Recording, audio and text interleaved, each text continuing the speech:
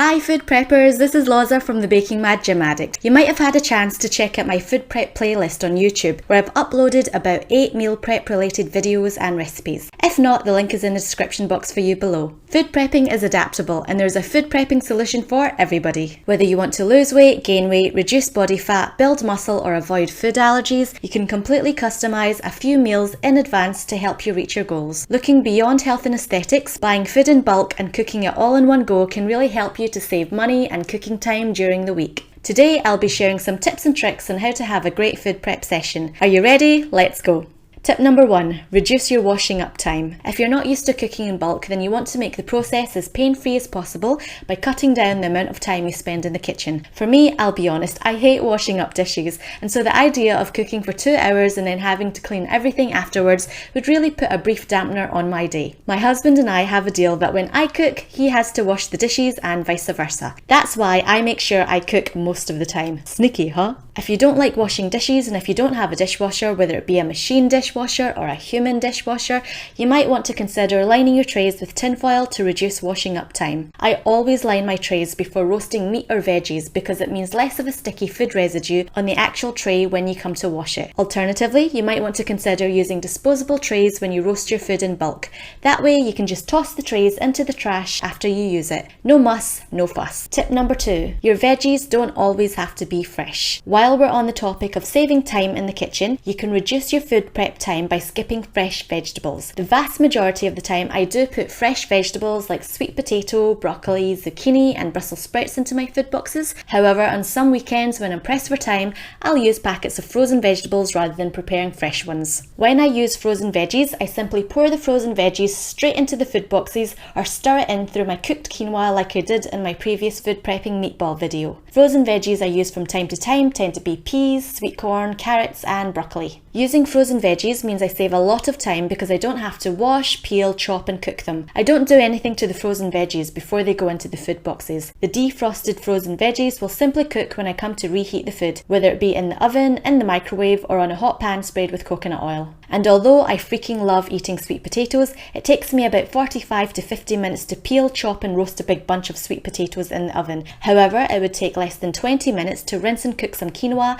or some basmati rice on the cooker hob. So if I'm short on time or feeling lazy, I use frozen vegetables because I believe I get great health benefits and nutrients from eating both fresh or frozen veggies. Tip number 3, use seasoning. When I food prep, I usually cook simple meals which are not complicated.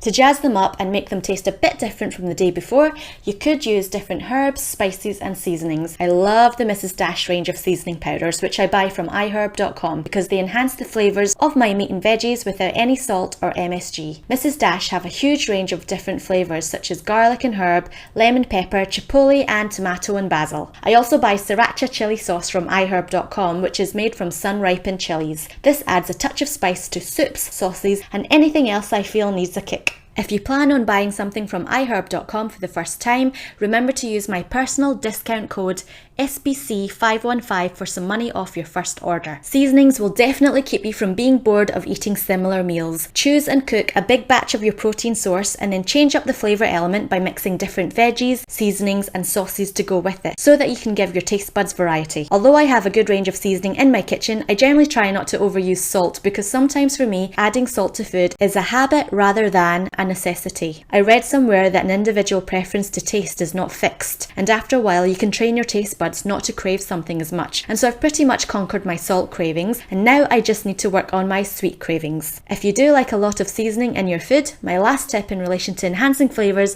is to stab lots of tiny wee holes into the chicken breast before you grill, barbecue or roast it, because this tenderises the breast meat and increases the surface area, which helps to drive the seasoning flavours deep into the chicken. This stabbing motion can actually sometimes be quite therapeutic. Tip number 4, entertain yourself. Remember that food prepping is actually supposed to make your life easier throughout the week. It's not supposed to stress you out. I don't mind food prepping at all as long as I've got my favourite music or a YouTube video or an audiobook playing in the background. This helps so much to distract me and keeps my mind occupied as I'm prepping all the food. It's probably best to play upbeat music with a faster beat so that you can get pumped up and all excited for your food prep session. It's best to stay away from mellow or relaxing music so that you don't end up tired and sad and crying into your chicken breasts. Tip number 5, know your food storage times. Preparing a lot of food at once means you will have to refrigerate or freeze the food to keep them from spoiling. It's therefore good to know some rough guidelines in relation to how long you can store food in your fridge or freezer. I've put a link in the description box to foodsafety.gov and some other helpful authoritative websites which you may like to use as a guide. According to these sources, salad can generally be kept in the fridge for around 3 to 5 days, hard-boiled eggs in their shell can be stored for up to 1 week, cooked chicken or cooked meat can be stored in the fridge for up to 3 to 4 days. If you choose to freeze your cooked chicken or meat, it will remain safe to eat indefinitely. However, if you want to enjoy it at its best quality, then make sure you eat it within 2 to 6 months of putting it into the freezer. According to the USA Rice Federation, cooked rice may be stored in the refrigerator for 3 to 5 days or frozen for up to 6 months. I personally only keep cooked rice in the fridge for 3 days and freeze the rest, but that's just a personal preference. According to the link I've posted to the United States Department of Agriculture, the freezing process itself does not destroy nutrients. Apparently, in meat and poultry products, there is little change in nutrient value during freezer storage, so that's good news. Obviously, these are only guidelines, and you should exercise common sense in deciding whether or not something is safe to eat after storing it in the fridge or freezer. If it looks funny, smells funny, or tastes funny, it's probably best to discard it. If in doubt, throw it out.